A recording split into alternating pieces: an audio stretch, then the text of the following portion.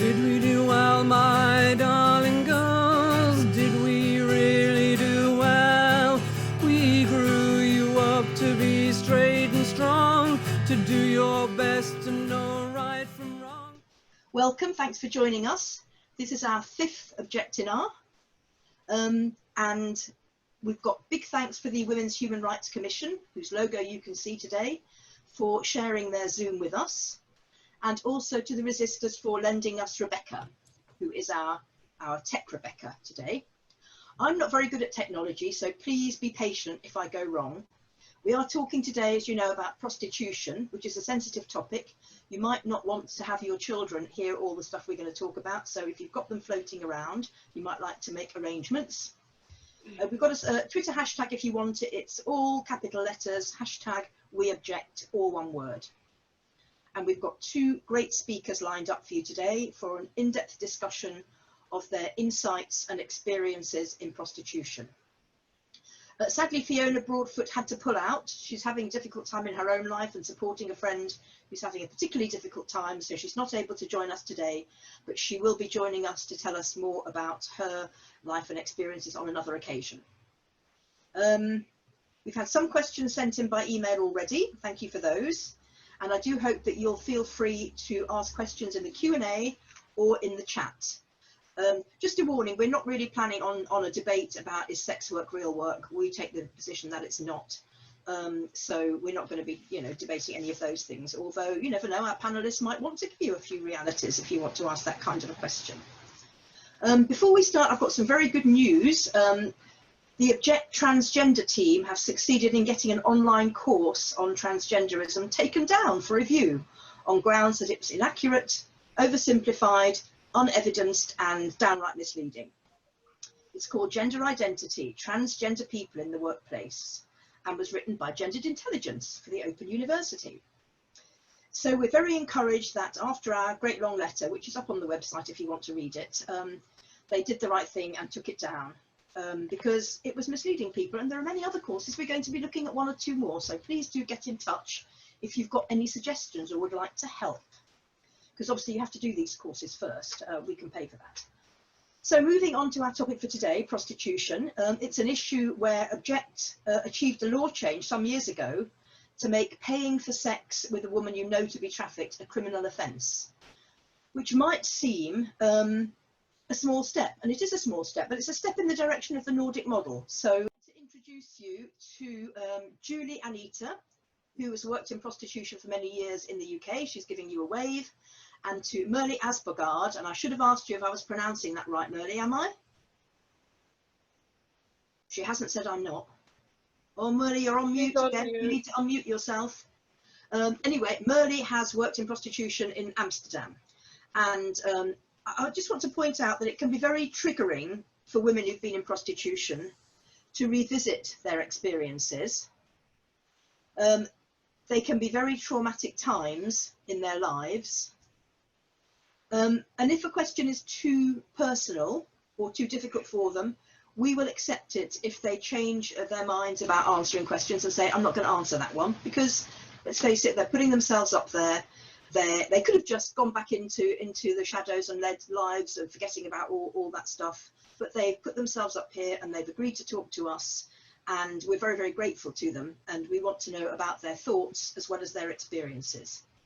Nobody goes into prostitution because everything's fine, and the trauma that you get from it can last a lifetime. Our studies have shown you can be more traumatized by working in prostitution than you can be by being a Vietnam veteran. I don't think I'd like to choose between those two. Thanks for all the greetings in the chat, that's great. So the focus for this discussion today is which girl gets sucked into this horrible system? What might have kept you out? What kind of support might have made it easier for you? And what might have helped you out once you were in? Just to be clear on Object's position, our position is that prostitution is violence against women. It's paid rape.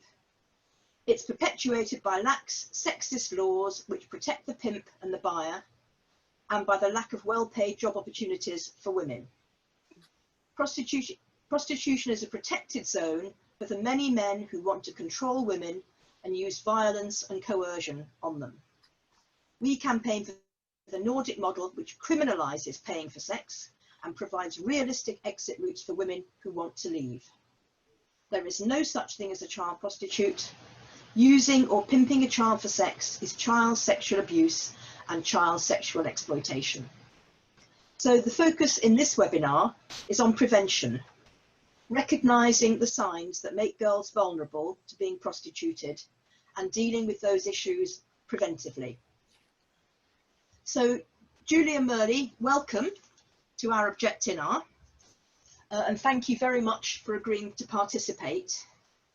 Could we start with, obviously I don't want details of when and where and who, but just a little bit about your childhood, your family, the kind of home you grew up in, the kind of atmosphere in the schools you went to, the values that you imbibed without ever really realising that you were imbibing values. I don't know which of you would like to start. I'll wait for somebody to launch in. Julie, do you want to start? That's it, you put her on the spot. Thanks. I don't mind. Julie. Do you want me to start? Go ahead. You're welcome. Okay. So I grew up on a council estate up north, Liverpool. A lot of chaos in my household.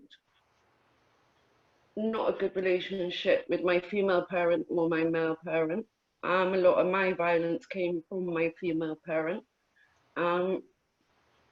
Yeah, and then my parents split up when I was like, I come from a big family in Liverpool. I got like 30 odd cousins, loads of aunties, uncles. So even though it was chaotic at home, I did have little havens of peace where I could go to family members and my granddad, bless him.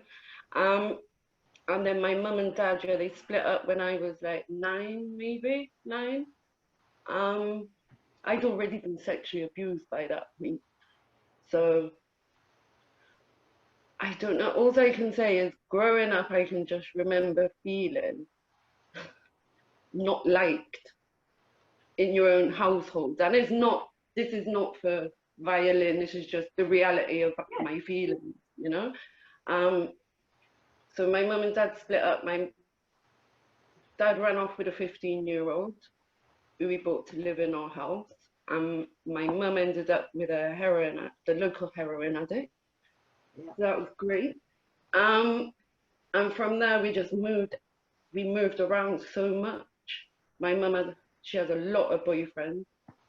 So from the age of 12, I used to go out shoplifting with my stepdad who was on heroin. He used to take me out shoplifting, and as crazy as it sounds, he was the nicest stepdad I had. He was a heroin addict and that, but he never tried to touch me, never tried, you know, he used to take me out to shoplift, but for me, he was accepting me, so yeah. I held on to that. Now I can see as a child he used me to get his drugs and all that, but I fell into that. I was quite happy to be around that, I suppose, because it's where I felt wanted and felt a part of something. So I started running away from home from the age of 12. I started taking drugs from the age of 12. I think my first drugs was like acid and ecstasy, mushrooms. Then I went on to crack. So by 14, I was kind of a runaway using crack now and again. And that's when I met a woman who took me in. But up until that time, like what I can remember as a child, I knew what was happening wasn't right and wasn't fair. Even though I was caught up in it and it was my life, I knew it wasn't, I knew it wasn't how it was supposed to be somehow. I knew it wasn't, but I think everything from my childhood had just built up. Like I used to always say, but I was a runaway. I used drugs. I was this. I was that. And actually, when you're at the age of 12, 13, who makes them decisions is not an informed decision to go and be running away from her. You know, there's obviously something intrinsically unhappy inside you for you to be acting out like that. So that's... Well, I'm glad you said that, because I had the impression at the start that you were blaming yourself for this, you know, and I know your parents obviously had their own difficulties, you know, don't we all to some degree, but, you know, as we know, kids do need parental support when they grow up. But I think you will find a lot of women will play until they see it for what it is and look at them like, that's how I just, like, people would talk to me and say, yeah, but I was a runaway and I was this. So then it's like, because that's how I was, what else did I expect? I was a runaway. So, but actually, no, if I had the right guidance and the right support and felt part of something, I wouldn't have gone looking for it elsewhere, you know? And also you had things to run away from, didn't you? There's a healthy part to being a runaway from what you've told us, you know? And I think that self-blame is it's a victim blaming, isn't it? That's what Jessica Taylor writes about. There's this huge tendency to victim blame women for everything that happens to us, and it takes the spotlight off all the people who are not doing what, you know, what they should be doing. Yeah, it's only when I spoke to, I think it was Harriet, to be honest. Now I've been out of this life for 14 years, but I think it was only speaking to Harriet Wistrich as part of the, when I first became part of the DBS claim. Yeah. And Harriet was the first person in my whole life that asked me how I got into what my story was, you know, from the beginning. Harriet was the first person that even shown that interest. I've been to drug services and no one had asked me, how would you ended up on the street? How would you? And it was only when Harriet asked me and I said, and she was like, but Julie, who makes them choices? And then it switched the thinking that stopped that kind of blame at myself and kind of being down on myself so much. But I still get it. It's not an easy path, you know. It's a long established habit, and it'll be a hard one to break. Yeah. But it's very hard to feel good about yourself and to enjoy life when you're always blaming yourself, isn't it? So, you know, these habits of a lifetime are hard to correct, but important to correct. So some of my questions that I said are looking really stupid now, aren't they? Were the supportive adults there for you? Obviously not really, you know, you fed and clothed, but that was about the limit of it. No, like even in school, I used to run away. I used to tell the school, like the school wouldn't bother phoning my parents because they didn't turn up to parents' evening, or so they just wouldn't bother phoning. And because we moved around a lot, I used to go to school and I'd say to my oh, we're moving away, we're moving to Manchester next week. We wasn't. I just wanted to bunk off school for 5 months. But no one would check. No one would check in or see where I was until I got caught by a teacher in town. Yeah. So I think things have changed now, but when I look back, I think there was so many red flags where I was just allowed to fall through and it is that thing of it's that type of girl. I do believe that then it was that thing of it's this type of girl, so let them carry on with it. And that's what we're moving away from, because there isn't that type of girl. Do you want to come in now, Merle? I would love to ask a question to Julie. Because I think you touched it a little bit just right now. Do you think that class and the way that the society perceived you and your family had anything to do with them not intervening, not alarming authorities and so on and so forth? Yeah. It was a council estate. It was that kind of thing of let them get on with it. It's that kind of people. Yeah. You know, you come from a council estate, your parents have broke up. There's all this stuff going on. My mum was with a heroin addict. Social services didn't want to know. They just left us to it. My mum when we left Liverpool, we were told we were going on holiday for 2 weeks. We left a house full of our clothes, our photographs, and left with a heroin addict and didn't ever go back. God. But no one came looking for us, or where did we go? What did we, it was just, I suppose, one less number for them. I don't know.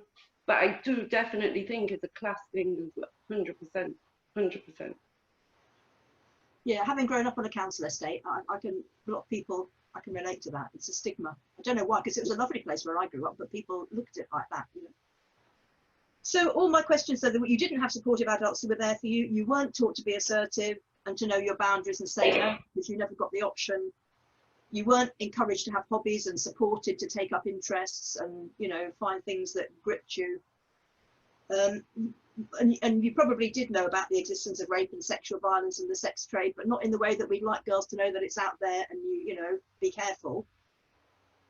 It sounds like something that's happening not far away. No, I knew about it. Like I said, when we moved around, like I was 12, no, 11, and we lived in a bed and breakfast. And that was basically the only people who lived in that was pimps and prostitutes. You know, looking back now, I just think, I got children myself, and I just think, really?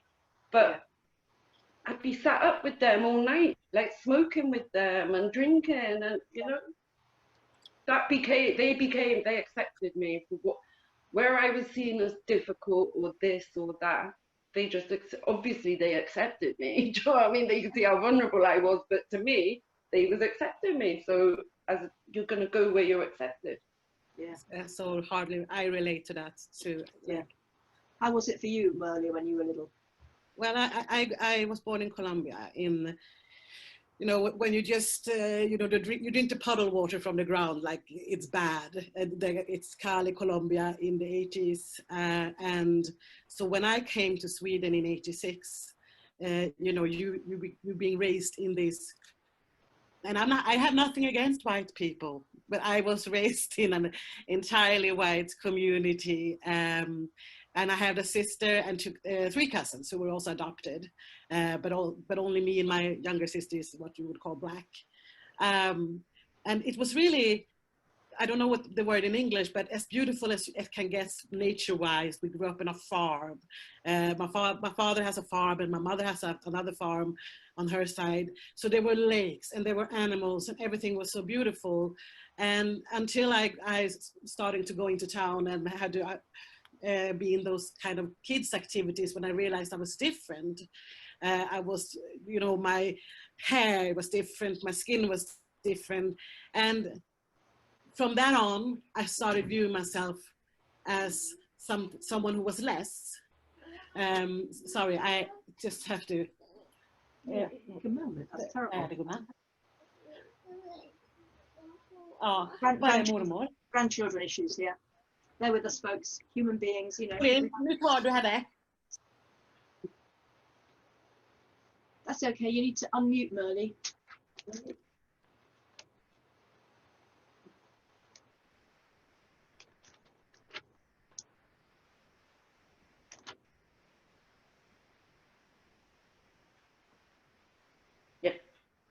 That's it. Yep, we've got you back.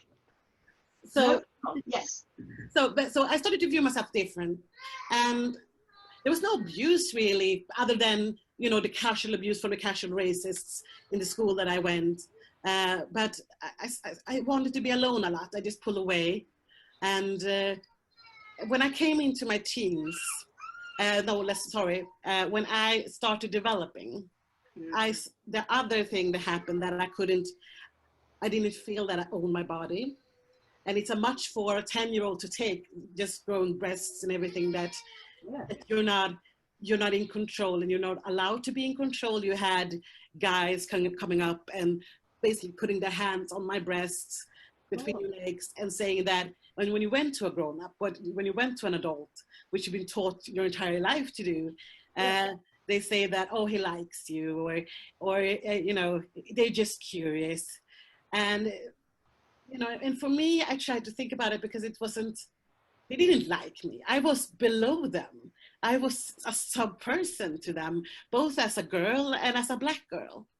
I was a subhuman. And I also felt that in the eyes of the teachers, that I was subhuman.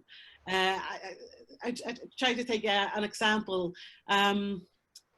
Well, let's see, we were painting chickens and I painted brown chickens, which is the thing. And a teacher just comes up to me and says, why are you painting Negro chickens? And I was like, you had to take that as, this is a Swedish society in the early 90s.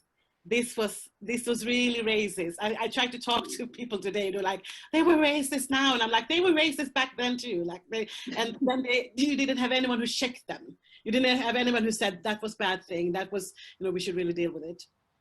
When I was starting, as we say here, we say högstadiet, which is what would you say in English? I think when you're 13 and you go off. Yeah, secondary school. Yeah, exactly.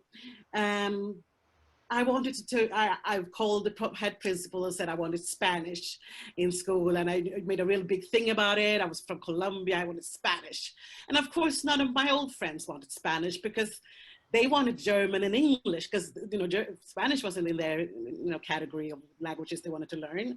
So I ended up alone. I started to really take into my cousin a lot. She was older than me. She had gotten a kid really in an early age, and I wanted to be with her because she lived just by the school, and I could just sleep over there and be in school for 5 minutes. We lived in the woods otherwise, so I just had to go with my father, my mother, and being able to come away a little bit from our home, because it was not an abusive home, but it was a loud home. It was, the whole thing when you breakfast, mom was like, oh, we need to eat breakfast together, and it took like 2 seconds, staring into your sister's eyes, and then just someone drops the word, and then it's chaos. You just fight each other. So being away was really good for me. I met my first boyfriend through my cousin, and being able to be loved and be seen, and because I'm a middle child, so I guess I want to be seen a lot. He saw me, but he was older, and I was pretty desperate, I think, to make it work. So you did everything that he wanted, every sick pornographic thing that he asked for you did, and how, no matter how painful it was. So when he ended it 2 months in, I knew I degraded myself. And he was pretty good about it. Like, oh, you're too young for me. I was 13 going on 14 and he was 19. And I was like, oh, don't leave me. I was so pathetic. Later on, it's not even later on. This is like just weeks after that, everything starts sipping out into the schools. So coming into that age, through that school, being different from the get-go was hard enough. Then hearing explicit details about what you've been doing with a certain person, like in detail, was hell on earth. It was every day. I have diary entries that I read from this time and age, which I happily, I'm so happy that I've saved them, because you start minimizing the pain when you grow older. And I could just read I have to go back to school. I can't miss school, not for the school's sake. But if I start missing school, I might just kill myself because I don't ever going to try to live again. Something like that. In the affect of that, I wrote, if I don't go there and if I don't go through the abuse, they won and then I'm dead. So that was the thing I kept writing in my diary entries. And, still being the goody two-shoe that I am, believing in people, believing in that what I was taught through the television when I was 5, that you should always grab an adult. I went to first one adult who's working with the kids. Her explicit job was to work with the kids in school, and told her that about the verbal abuse, about the physical abuse. And she was like, nah, if you did this, then you have yourself to blame. So that was horrible. And I went to the next person, the next adult was, how do you say the person that's supposed to talk to kids? Is that a counsellor? Counselor. Yeah. Yes, counselor. And she backed the other women up, saying that, you have yourself to blame. So I had no one. And the same year, this is a hellish year, I just thought that summer vacation is going to be awesome. It's going to be so great. I'm not going to be able to be bullied anymore. I'm going to enjoy myself. And then I got raped. Oh. And we were with vacation with our family, and this man just raped me. And I could never speak about it. This took me 10 years to even say to, I could talk about other things that had happened, like when I came into the prostitution, but I could not speak about this first rape for over 10 years. I couldn't verbalize it. There was so much shame, so much about that they being right in school for all the things they've said. So when I came back, my cousin, who I thought I knew, and I mean, we grew up together, she started seeing this in me. I didn't tell her everything, but So she said that, you know, look, you've been costing me a lot of money. You've been living here, you know, you've been eating a lot of my stuff. Now rent is due, and, you know, I need money, and had the perfect way for you. And so she presented this idea, and of course I said no, because coming from a rape, even coming as like a child, but coming from a rape, you don't want to be touched anymore. Like in my head, I was like, oh, maybe I meet someone when I'm in my 20s, and maybe we can have sex, not going months after that to being sold to a guy in his 40s. But so we went back and forth, and she made it very clear that she could make my life even more of a hell than it already was. And looking back, this is where I still had to work a lot of work with the blame and shame. And as you did, Julie, talk about how a 14-year-old or a child doesn't make informed decisions about your life. Like being grown up now, I can say, like, why didn't you just call the police or tell your parents about, you know, what really happened? But for me, being in, like, having to choose between having it already pretty shitty at school, even though better because I was older, but still pretty shitty, and having it worse. You don't know how much more you can take without any grown-up support. So I did it. I met the first customer. John, I think you say Johns. Yeah, Johns, yeah. Punts, yeah. We call it like a fish in Sweden. We say torsk.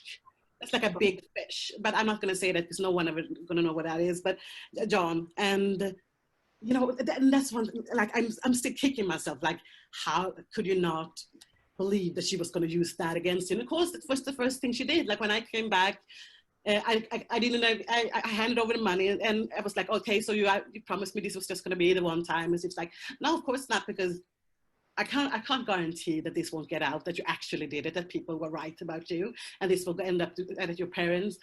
So that's when was my beginning into prostitution. And I've been very hard with this in Sweden. I don't know how do you say this, but when people make, how do you say it? I use the word of being almost having a gun to my head, even though it was not a gun to my head.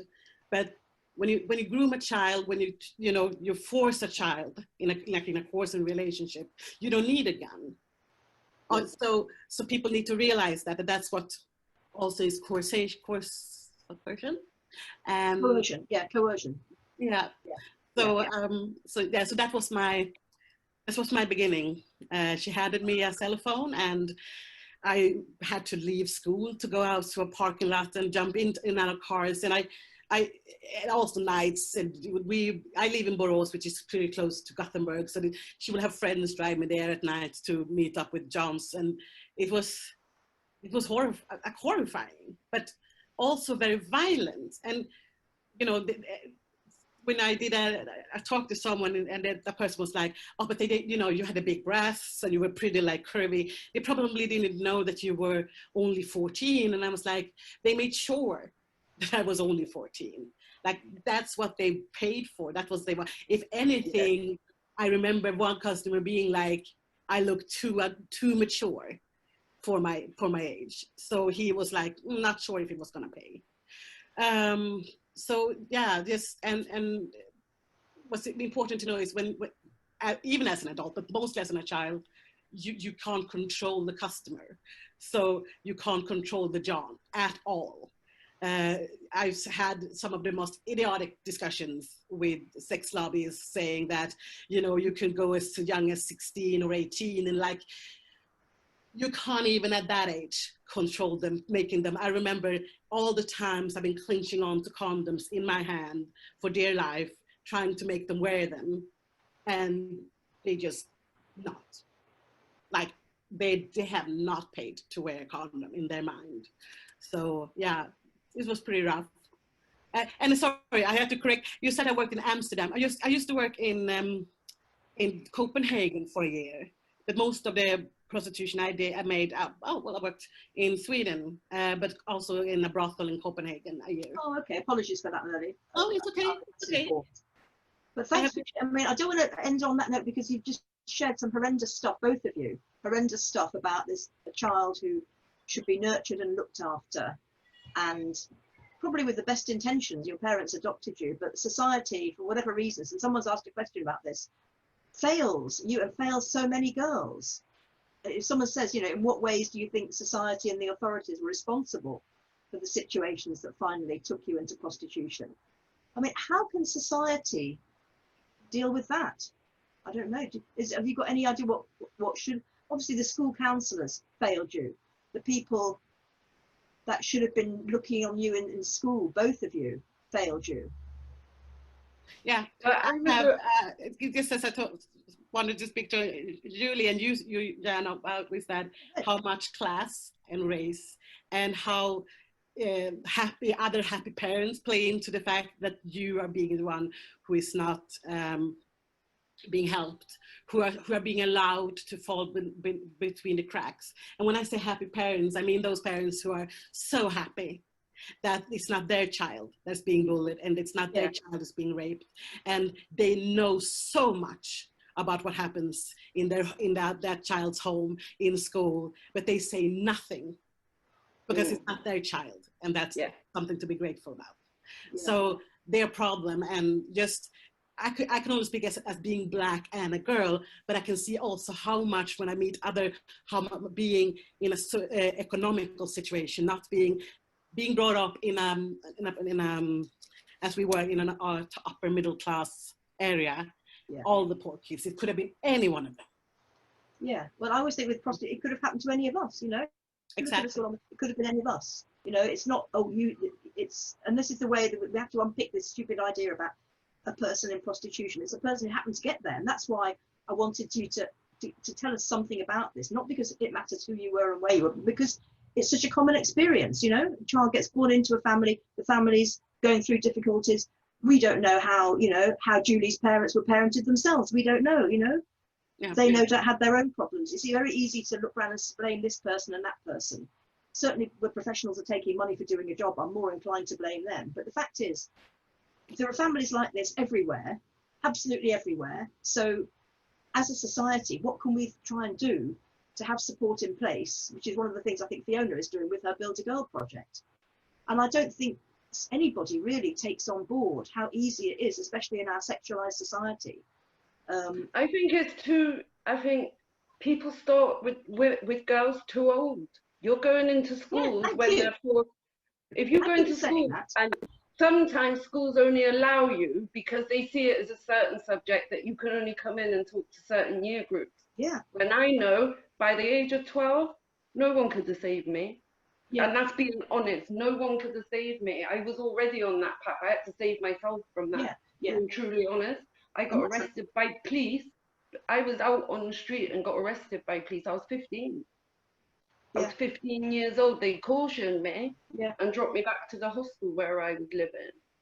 I never had nothing. Do you know what I mean? A 15-year-old kid, like, they cautioned me and sent me back to a hostel. Didn't ask any questions. Didn't.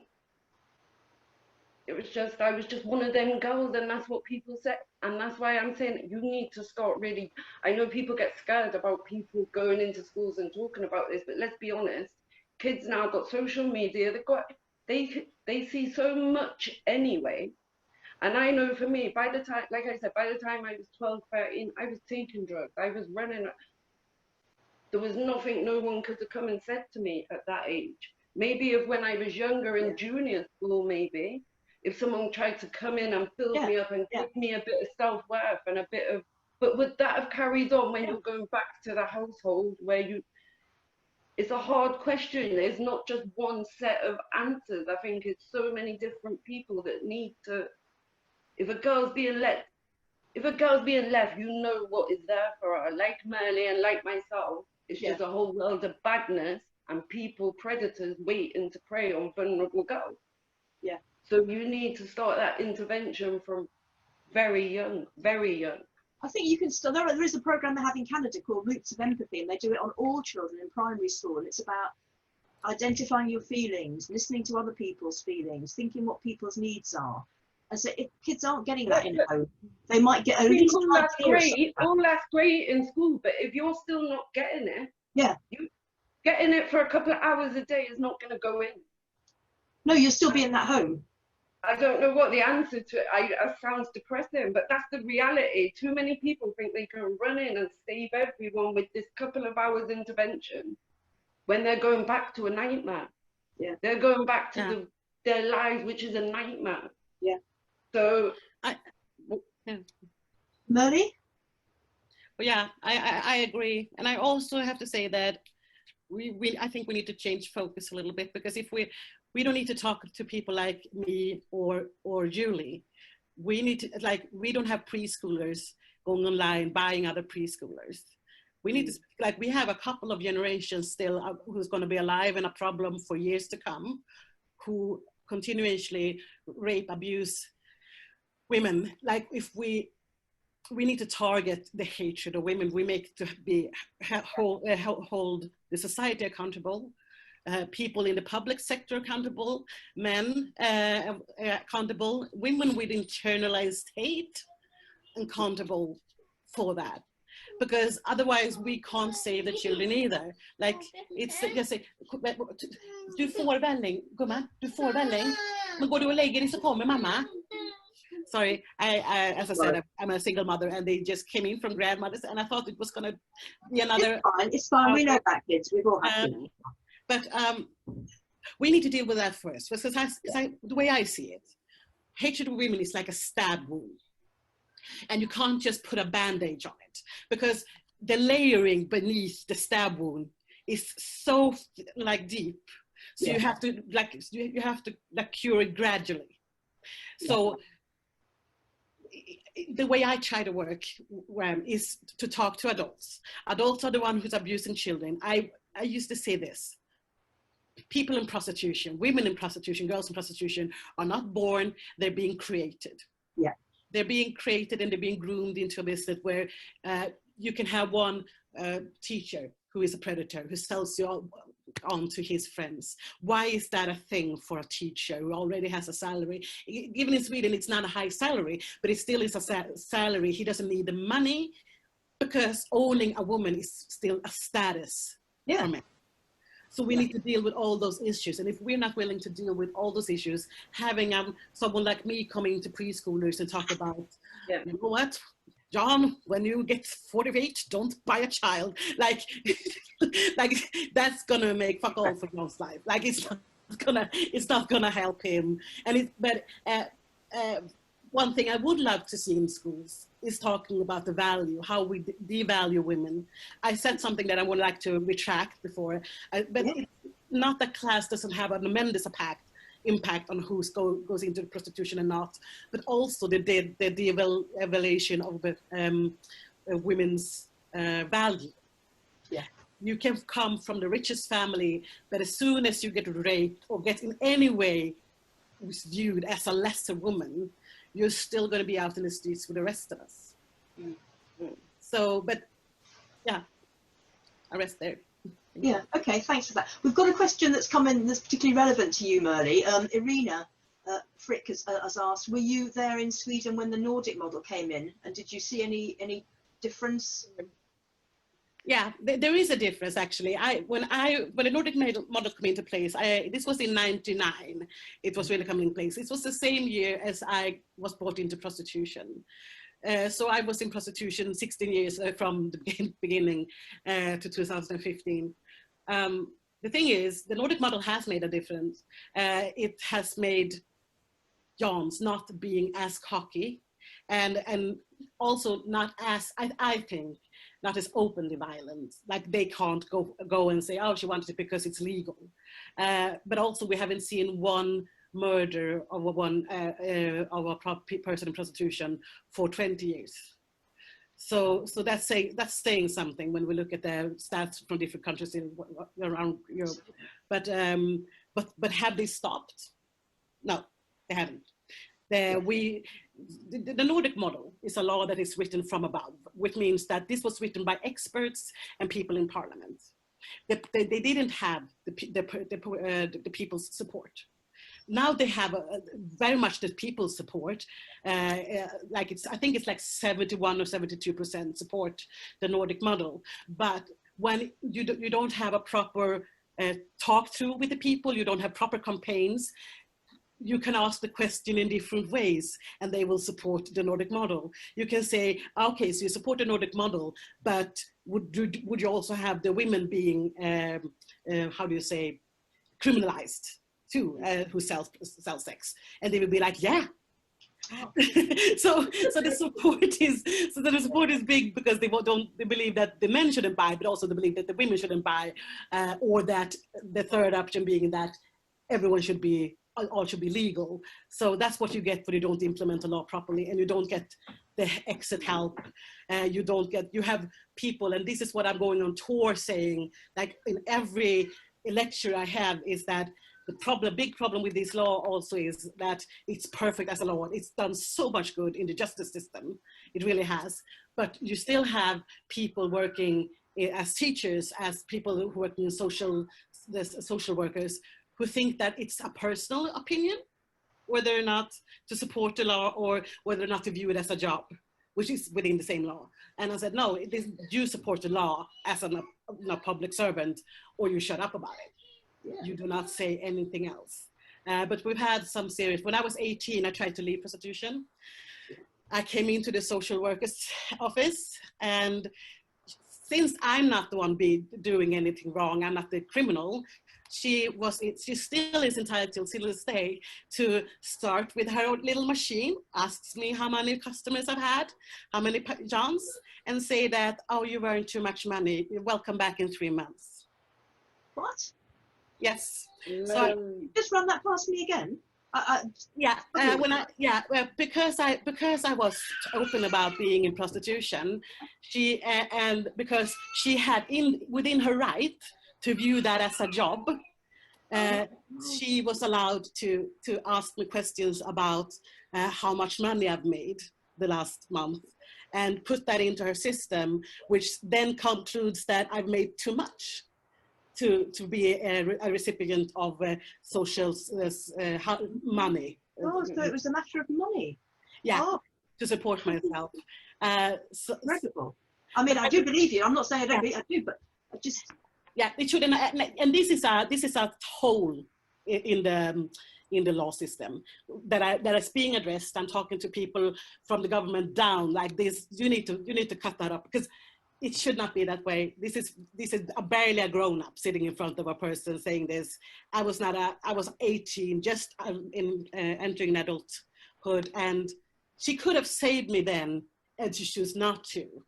She chose to put me back out to this on the streets, and that is unacceptable, and also goes through a lot of other things written about how they should work with people in prostitution. So we're working on having that hole shut. Right. Because the whole Nordic model really rests on the exit programs, doesn't it? Giving people a realistic route out. Yeah, and I think so. A large part should be, and in a large part were, when you're looking at how the law was written and how the laws were.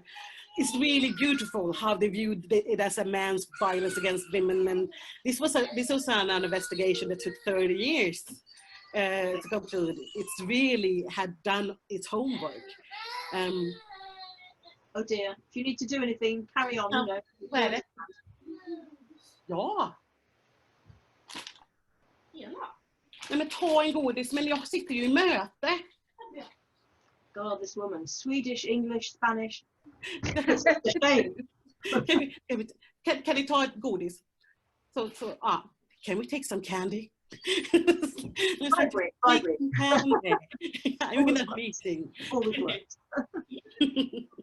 So, I think when we're looking at exit programs, and if we could just come on again from your own personal experience, it's amazing that you ever got out of that kind of, nightmare that you were in, or both in for long enough for it to be your normal way of life. And you've told us about your attempt to get out, you think very rational attempt. This is the way you should do it. You go and speak to the authorities, and it didn't get you anywhere. You were slapped in the face. So I realise it's not going to be a one-off. I would imagine it takes quite a while to try and get out of that kind of way of life. Would you like to, you told us about the first step. Do you want to carry on, Merdy, now you've started, and then we'll come back to Julie and ask how she managed to get herself out? Well, coming out, coming out of prostitution, I was, this was 2015. I've been out for 5 years now. I was in this for 16 years. It was one man who pinpointed me and started abusing me. And when you've been into some prostitution and for so long, you start thinking that you can live through anything. Like you have to live through anything. And I didn't, I just went.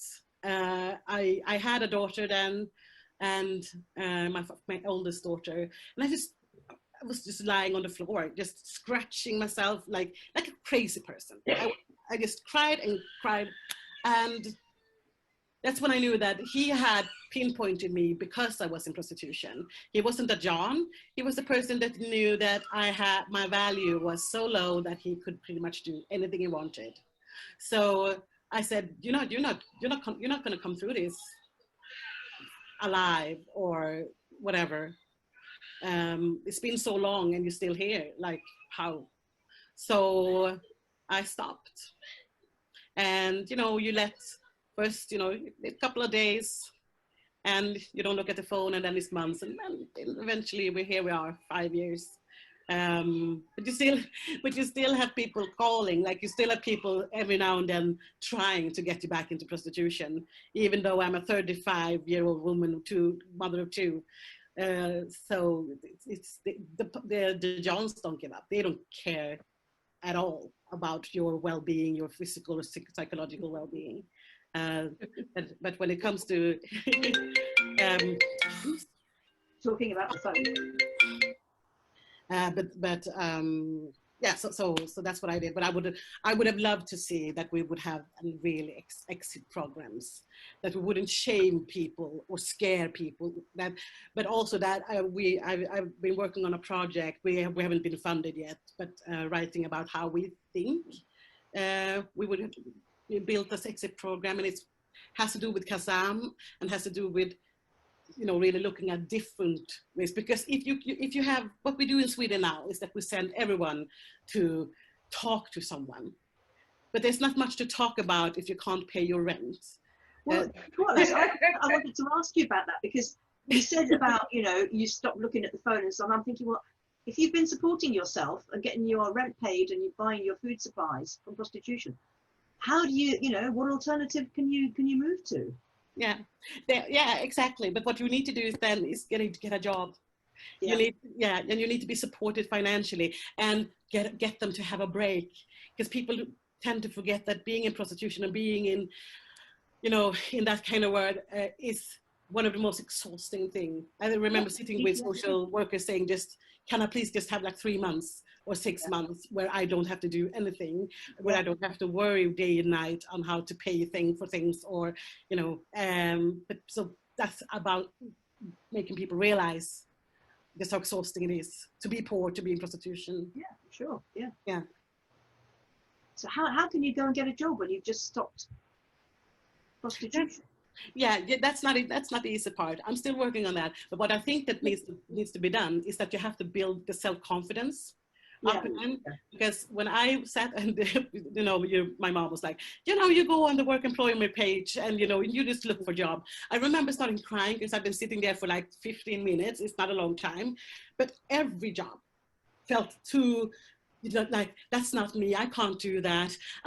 You have to be all that and all this. I felt like I had no value, no skills other than prostitution. I was good at it. I knew what to do. I knew what was expected of me. And I finally like bursted like in tears when it was a job in Scotland, I think. Like literally raking leaves. Like it was not, they didn't ask for anything else. Like you didn't have to go to school or anything. And I was like, it's too hard.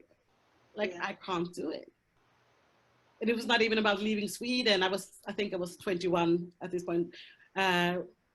Every job felt like I couldn't do. So build up the self-confidence, I think.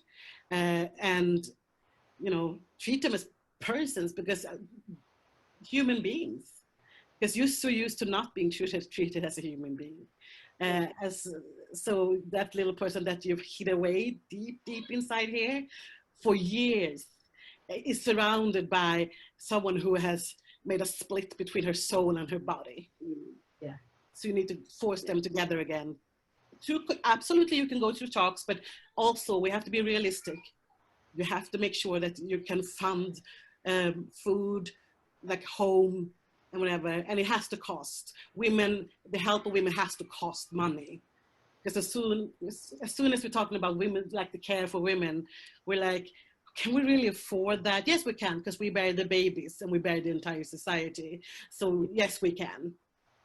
You're not even tend to look at women and look at someone thinks they're going to care for us, don't they? Or care for men rather than we should be caring for them.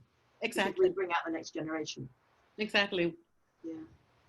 And we're being women, which is just like 50% of the entire population of this earth. We don't have to bear one single baby. We are women. And also, if you add in the children that we take responsibility for, then we're the majority of the population. Exactly. We're the only oppressed majority, the only one in the whole world, and that's why it should take priority. That's why I also think that we should withhold our taxes.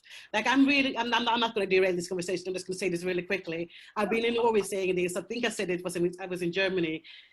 Like a society that treats us this way, that won't fund us, that won't help us or care for us or even stop the violent abusers, should not have our taxpayers' money. I'm sorry. I would, like, if there was a possible way to do that, I would. Absolutely. No, I think absolutely we're exploited, and why should we pay to be exploited? You wouldn't make anyone pay to be exploited in any other context, would you? You wouldn't. No, I think that's a very good point. Thanks for making that. So it can't have been easy to get out. It must be very hard. And it sounds like you had a bit of family support. Am I right? Was somebody else in your family trying to help you? Oh, look, I'm sorry. I've got to unmute. No, did you hear that? Let's move on. I was talking to you, Merle. I was wondering, you mentioned your mum, and I just wondered if you had any family support. Yeah. Well, yes, I think I had mostly friends, but also my family. But it wasn't, what I did was that I sat my parents down, who had been knowing a little bit. My father had known very little, but my mom had known more about how the last years have been. And I told them that, because my parents have had their ups and downs, but the last 15, 20 years, they've been well off. Yeah. But they still wouldn't give me any money without me having to, really sell myself out, like really begging for money. I remember being in a single mom at the university. The bus passes costed a lot of money to go from Borås to Gothenburg. It's a 1 hour, and I have to go there once every day, twice, sorry. And my mom would be like, "What? Don't you have the money?" Being really ridiculous about this. So I sat my parents down and I said that I'm changing my life, and I want you to support me. I want you to be there for me. And they were like, yeah, of course. And then I told my mom, like, so enough with this bullshit about not having the money when you can be paying 4 million for buying new, like, woods, forest, they're farmers, or buying a new bathhouse, like, they go in and they take a bath and it's outside and it's all fabulous. You do all that. But when I come and ask you for 500 kroners for a bus pass to go to study, you say no. Like, no more of that. I was so mad. I said, no more of that bullshit. I'm a mother. I need to be supported. So that was how they helped. I wouldn't say that they helped a lot. I would say that I just sort of was aggressive to them and said that this is a new girl in town. And that was very successful. But the most thing was that about 6 months after I came out of prostitution, I landed a project on my own. So hang on, you've muted. Again. We've got you now. No, that's it. You're good now. Yeah. So I landed a project which gave me my first, like, middle to big salary. Yeah. That we didn't have to worry in the end of the month. And that was really the one thing that helped me coming from prostitution, not going back. When you got all those text messages, or even when they came to your door, like knocking, you could just, I don't need you. You don't support me anymore. And I had that for a year, and then I got my other child, and then it was just like, so you've been away from this for almost 3 years. Why would you go back? this has to be like a real reason. And then I just started, and this is going to sound weird, but I started eating. Like before, you know, had to look a certain way. I started eating. I think I've gained something like, you don't do kilos in England, but We can do them. Tell us. Yeah, I gained something like 40 kilos. Wow. Yeah. Yeah. And I've been thinking about why I did that. But it was also like when I started doing that and became bigger and bigger and bigger, I got further and further away from wanting to put out an ad or, you know, take customers. So it was like, okay, so I almost got fat in self-defense. Yeah, oh, no, absolutely. People do. No, people do. Not Yeah. Almost. People do. People do. Yeah. So, because I spoke to another woman who had a similar, she wasn't in prostitution, but she was abused for many years. And she did the whole thing with the big breasts and the other thing. And she said that she gained pound for pound after, because protection. Men wouldn't look at her in that way. They wouldn't hurt her anymore as a big woman. Yeah. So yeah, I'm fat in self-defense. So proud of it. Every kilo. Good for you. And also there's a thing about nurturing yourself, isn't there? You know, all those years you maybe weren't able to nurture yourself. You're putting yourself in danger, and feeding someone is loving them, and it's what our parents do to us, isn't it? And maybe a little bit of self-love is what you need at that stage in your life. Exactly. Yeah, but definitely. And also you have everything. Every time you think about dieting and being skinny, you think about that word of prostitution. Yeah. You think about that word of this is my daughter. She's very angry. Hello, are we keeping your mummy away? Jag pratar här. Ja, jag pratar här. Let's move to Julie for a bit, let you sort out the spot. We'll move to Julie, and Julie, can you, I want to also come back to the single parent thing before we end. Can we mute you, Merle? You mute a minute. Can we ask you, Julie, take us through your process of getting out? Because you know, it's not going to be a straightforward thing, is it? No, well, my process for getting in was different as well, because like I said, I was a runaway, and then I met my pimp at 14. I didn't know he was a pimp at the time, obviously. I moved to Bristol with him, and yeah, he put me into a flat. I was working in flats in Soho. I've worked escort agencies, I've worked on the street, I've worked in flats, I've worked in massage parlours, I've done it all. I started when I was 14, obviously, so I've done it all. And what I can say, when I was 14, that was the selling point. That was the selling point that they would say on the, you know, oh, we got a 14-year-old. They would pay more. I wouldn't get more, but they would pay more to the owners of the brothels. I wouldn't get no more than what I was getting. But I managed to get, like, he was very violent, obviously. He was a pimp. He was very violent. It goes with the territory. And I managed to get away from him when I was 18. So I was only with him a few years, but I got away from him when I was 18. But by then I'd started using heroin, and then I met my children's dad, my boy's dad. He was an addict as well. He was an armed robber, and I was a prostitute. We was the perfect couple. Yeah, so then obviously I was on heroin for over a lot of years. I've been clean 14 years now, but I was on heroin for a lot of years. And obviously when I wasn't on heroin, I could work in the massage parlors and the escort because I looked better. Obviously when I started on heroin, I ended up down to 5.5 stone. Out on the streets doing that. I was raped on the streets. I was raped by a punter on the street. After he raped me, I got out of his van and was walking down the street, and the police went past, who used to go around the beat, mind. So they knew me, and they pulled over. Said, oh, my tights were ripped, I had blood all over me, you know? And they said, what's happening? And I said, oh, I told them what happened. The guy just raped me. He said, but you choose to come out here, and drove off and left me there.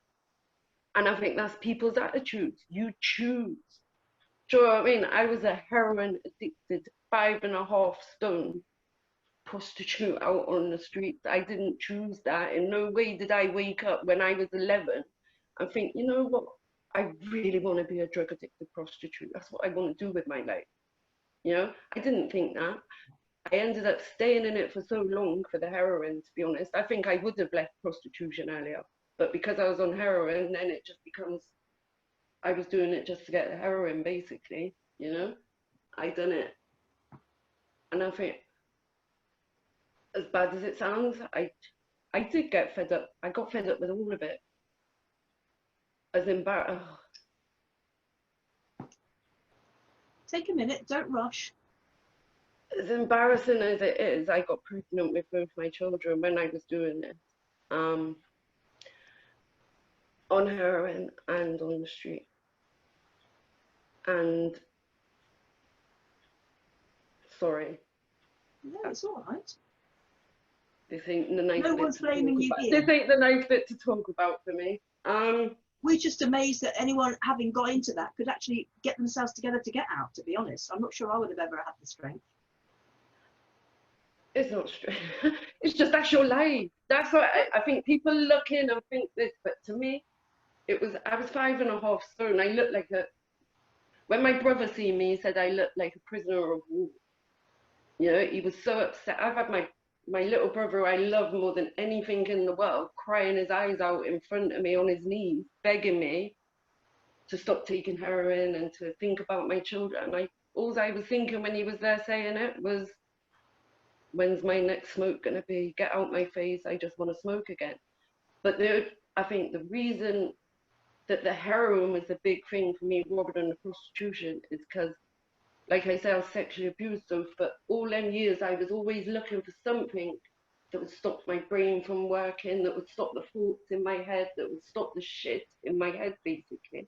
And when I found heroin, it was like finding the mum I never had, the dad I never had. It was like a little warm bubble where no one could penetrate. I didn't care what people thought about me because I didn't think nothing of me. So I didn't really care what anyone else thought. Do you know what I mean? That was me. And I kind of resigned myself to, I'm going to die like this. And then I was attacked again. I was attacked again by a punter. And he took me to a place what's overlooking Bristol and was saying he was going to bury me there and all this. But if nothing, I'm a tenacious scouser and I did fight it. Well, you're doing that. You're doing that thing that we talk. You're laughing because it covers up the pain, doesn't it? Because we're not. That's my way. Do you know what I should have said when I started this? Sometimes when I talk about stuff, it can be the most intense, deepest stuff, and I will start laughing. It's just my coping mechanism, I suppose. But none of us are. We understand why you need to break off from it and laugh, because that's a way of getting out of the pain and the awfulness of it. And we're not laughing at you. We're not laughing at all. No, and I just want to say as well, I'm not laughing at the situation. It's not funny. It's just my nerves and my coping thing. But I think that time, with that punter, I thought I was going to die. I thought, you know, my sons were going to find out that their mum was found in this little ditch. Yeah. And that was going to be their life growing up. And I think that reality, even though I knew that reality every time I got in a car, but that reality that it was so close that time, seriously close, that then, yeah, I just went home and I went to the doctors and got a script of methadone. And from the day I got my methadone script, which was 14 years ago, I didn't go back out on the street or, you know, get into prostitution. The day I got my script is the day I stopped prostitution. I was only doing prostitution to keep my heroin habit going by the end. Do you know what I mean? It was just a means to an end. So as soon as I had that script in place, I didn't need to do it, and I haven't done it. I'm not saying I haven't been tempted when I've got £3.55 in my bank account, but you know, because that's the reality we're living. A lot of people think we're rich and I live in a little private rented flat. I got £3.50 in my bank account right now. I'm on my emergency electric. Do you know what I mean? I ain't living no high-flying life. But can I add something, Julie? Yeah. Because we talked about laughing as a coping mechanism, but I don't think that none of us would be here today if we didn't laugh. Yeah. That's a survival technique. Like even and like now, the work I do now with women who are out working, some of them are trying to get out of it. The other, because I'm a volunteer, obviously I'm not good enough to be paid yet, but the paid workers, they look at us like we're crazy because we'll be sat in a corner and there'll be laughter, there'll be tears as well, but there'll be a lot of laughter, and it's like, how are you? And it's not, it's just a joint, we know the bullshit, and sometimes you've just got to laugh. As crazy as that sounds. As crazy as that sounds. Wow, I think we're amazed and impressed, because, like I said, it could happen to anybody. I just want to mention the single parent thing, because a lot of people tend to think that women in prostitution are not parents. Am I right in thinking that an awful lot of women you'd find in prostitution have got kids at home or kids somewhere? Yeah, like the women I work at the minute, a lot of them have got, we was having this conversation the other day, because to be honest, like, I had social services involved when I had my first son that tried to take him. Yeah. And I ran away from them with my son, so they couldn't take him, and then I just fell off the grid until I got pregnant with my second son. They didn't, but it's like, I was talking to some women the other day who've had their children removed, and they was like, oh, you're so lucky, you've still got your, yeah, I am, totally, 100%, because I can't imagine the pain. And would I have got clean from heroin if my children were taken? I wouldn't have had a reason. I didn't love myself enough to stop. Do you know what I mean? So if I had my children took away, I don't think I would have stopped. I probably would have died on it, because I wouldn't have had that. But then also, by keeping your children, I have to look at them in that, not so much my younger one, because he hasn't known no chaos. He's 14, and I've been clean 14 years. So, but my oldest son, every day I have to look at him in the guilt and the shame that I feel when sometimes I can't look at him. And as I look, we got a beautiful relationship. Me and my two sons, we got a good relationship. But just through my own of knowing what I did and what I put him through, to live with that every day and look at them and know that I did that to him. So, and that's what I was saying to these women. Sometimes the pain is a lot to have them took away, but the pain of keeping them as well. It sounds crazy, but the pain of keeping them and being reminded of all the shit I did put him through is very difficult to overcome as well. And I think that's probably because I'm talking about the drug life and all that, what I put him through, you know? But yeah, we have a lot of shit to deal with, Jack. We have a lot of flipping trauma inside us, and it's not just one thing, it's layer upon layer. That's what I explain when I'm in work now, and I say to the people, like, don't just see this woman as what she presents as herself as in that moment.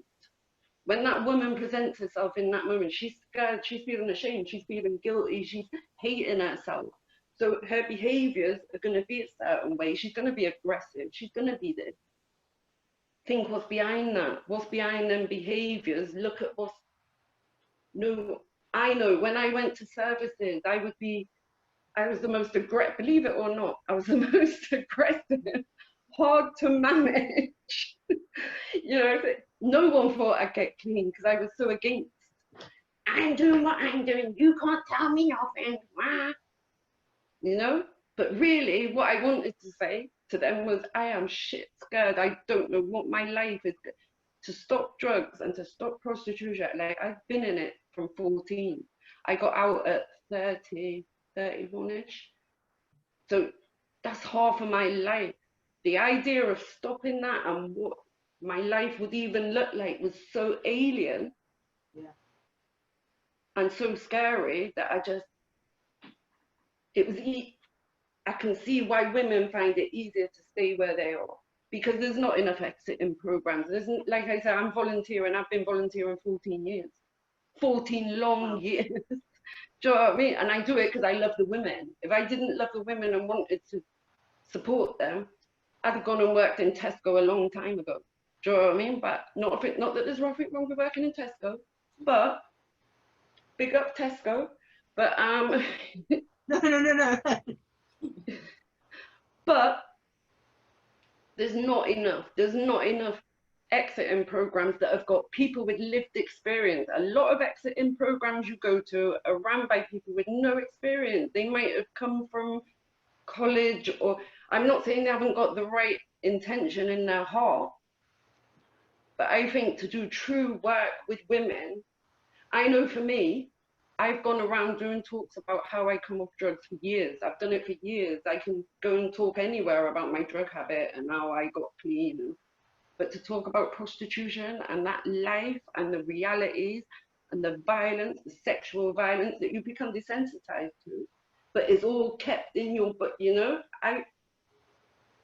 you become desensitized to it. So then, I'm getting off track now. No, you're speaking very eloquently, and it's things we need to hear. So don't put yourself. But I think that's my last thing. Is I think more survivors should be able to get funding, because I know so many people who've got no lived experience who've just need to get funding like that, and then their projects are down the drain within 6 months. Yeah. But people don't. I don't know. It's harder for me to go and get funding, and I don't know. I just think. Use women who've been there. For me, I couldn't talk about prostitution in that life till I met Fiona through Harriet. It was only meeting Fiona through Harriet was the first time I ever talked about any of that. Another person who'd been there and knew what I was going through. Thank you. It's so easy to separate the issues off, isn't it? Say, oh, drugs over here and prostitution here and being a parent here. But when you're trying to cope with all those three things in your life, you've never ever got the strength. I mean, it's bad enough just being a single parent, but I think that's the experience I've got. That was hard enough. But try being a single parent when you're withdrawing and you're having to go and pick up your script and go to this group and go. It was great. I can imagine. I really can. But no, yeah, it's all good. No. Do you both want to tell us a bit more about I know you told us about your volunteering. You might want to say a bit more about that, because obviously you've been doing it for a long time and you've seen a lot of stuff. And I know, Merle, you've got some stuff going on that you'd like to tell us about, some projects that you're doing in a life out of prostitution. Should we come back to you, Merle? Is the little one sorted for a bit? Yes, for 5 minutes. So we understand. Yeah, but I just want to say something to you, Julie, before I start, because you talked about being a mother and being in how you're able to look your son in the eye. And all I'm hearing is that you did the right thing. You eventually. Yeah, but you did it. You got your shit together, and you did it so you could be together. And I feel that I shouldn't leave that without saying that to you, that when you feel that, do you know how awesome you are? Like, do you know how many parents who just give up on themselves and on their relationships to their kids? They just give up. I know. So I just own that, because, you know, you have goody two-shoes. Yeah, but you have parents who haven't been through anything almost, and they are struggling with those years when they maybe didn't have enough money, or, you know, maybe they were stressed and got angry, or me, like I had complex PTSD without any medication with my daughter, and I can feel sometimes that she's been through hell with me when I've been just shaking and not being able to go into certain stores and just being like, you know, sweating and you feel that I failed her. She had to see what other people probably are seeing all the time. But then again, I love her and I pay the bills. She has a roof over her head and she's always had a mother that fought for her. So don't give me any lip about not wanting to go to McDonald's with all those blinking lights like a spaceship when I'm not within my complex PTSD moment, because I can't handle it. And that is something I do for myself. I say no. Saying no is also taking care of yourself. But well, what I'm doing right now is trying to survive quarantine. We're not quarantined as much in Sweden, but I'm also writing because I've been dreaming about writing my story for quite some time. And from out of the blue, a publishing company wrote to me and said, like, we have thoughts about writing a book? And I said, yeah, I have, but I'm not a writer. So we are discussing it. And otherwise, I'm on Instagram. I write in Swedish. So most people that are here today maybe won't understand what I'm writing about, but it's called Viskans Viol. It's an Instagram platform where I'm talking about structures and violence and prostitution. And I also do lectures whenever I get the chance. I haven't done any webinar lecture because I want to have people in the room and I want to be able to read them, because it's so important. Like, as of now, we have each other with 3 people, but if we're 15 to 20 people all looking at each other, I would like to, get that feeling. So we'll see when that eases up. So easy up. I don't know what I'm saying. I felt like I said a diaper. Wow. English is not my first language. Swedish is. but I don't mean, because I really respect what we talked about today when it comes to laughing. But can I just say, if you're in a situation, don't stop laughing. Because I have been told so many times that it's inappropriate, that it makes people uncomfortable. Yes, and I'm not the perfect victim when I'm laughing. Yeah. And I say, fuck you, you haven't been there, you haven't, survived. You need to know that when you survive, and I just wanted to say real quickly, a similar story to what you told. I was in Copenhagen, I was out doing an out call, which means that I have to go from the brothel to an apartment or a house, and this was a house. And there was this one guy who'd been calling all night. And when I came there, it turns out there was 2 men, not 1. And those situations are always dangerous when they lied. And little to say, I woke up on the floor and they were planning, like what do we do with her? Like, do we kill her? Do we keep her? Like, she's just a Negro whore. It sounds much more fancy in Danish. But they just kept saying, and I just wondered, am I going to survive this? Are they going to kill me? Are they going to bury me in the yard? And they decided that no one was going to believe me anyways, so they let me go. And on my way home to Sweden that very night or morning, as I crossed the bridge between Denmark and Sweden, I laughed. And I had watched the most beautiful sunrise, and I laughed because I had one more day or a couple more days to do something else with my life, or dream about doing something else with my life. So just continue laughing, because you own your experience and your laughter and whatever you do with it. So, sorry, Julie. Thank you. We're not going to have anyone laughing at you. That's fun.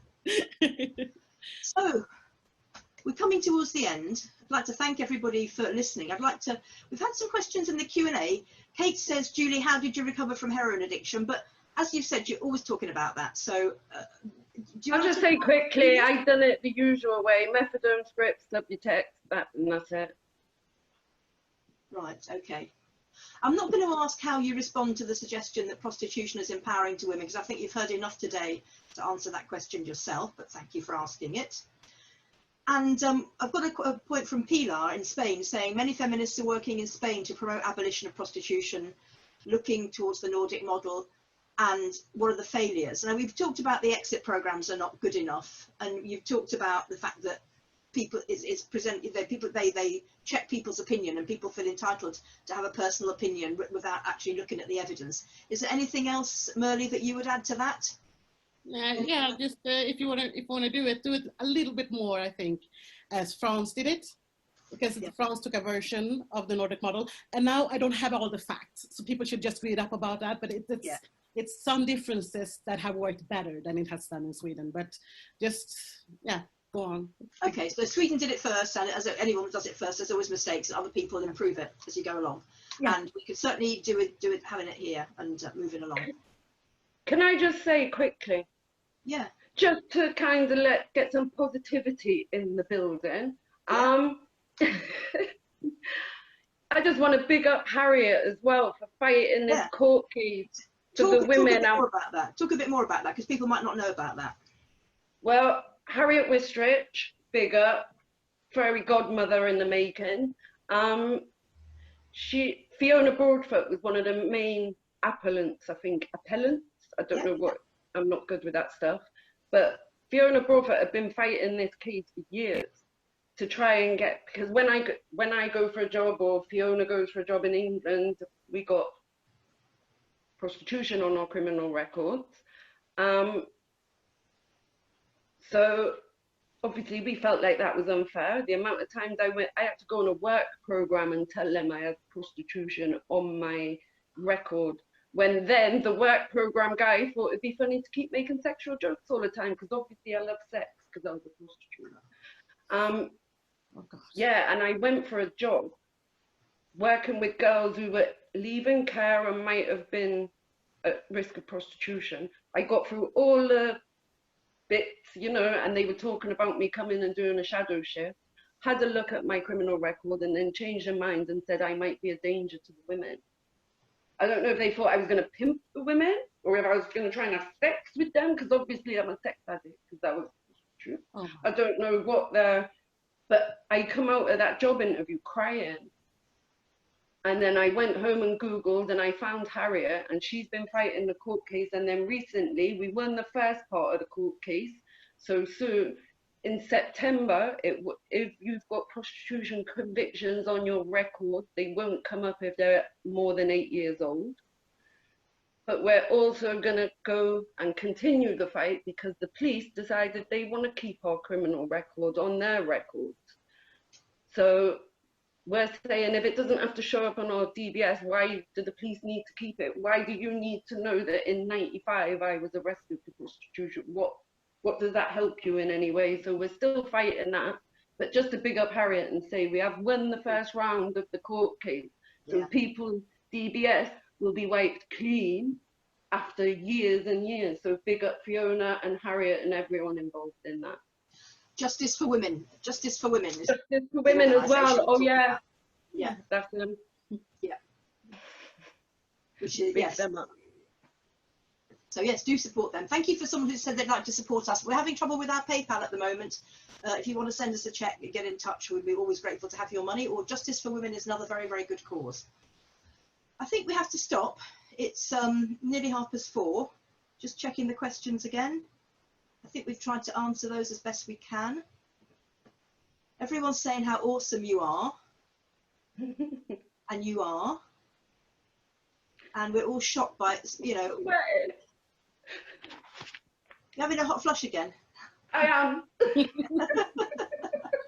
Like I said, well, don't take anything off until we say goodbye to all the nice people here. So I think we are going to say goodbye to you. Thank you all for participating. Next week, we're having an interview with Dr. Sasha Rakoff, who is the founder of Object and the founder and CEO of Not Buying It, to tell us about Object's early successes and also her recent run-ins with Spearmint Rhino, the sex club, which are ending. I think she's got the better of them in the end, and she's got some nice positive news to tell us. So hope you'll join us next week to hear from Sasha. We'd like to really, really, really thank Julie and Merle for sharing not only their experience, but their knowledge and their insights and their amazing survivor skills. It's so wonderful to see you so positive and doing all that stuff for nothing, you know. And we really hope that you get your criminal record sorted out, and I'd leave my kids with you any day, yeah. If only they were small enough to pass over. So thanks again. We hope we'll hear from you again sometime. As I said before, we're hoping that Fiona will join us on another occasion to tell us more about herself and the court case. And we will certainly be coming back to the topic of prostitution, because as we know, it's one of the many forms of objectification and oppression and commodification of women. And we are not sex objects, we are human beings. So on that note, I will say goodbye to everybody and see you hopefully next time.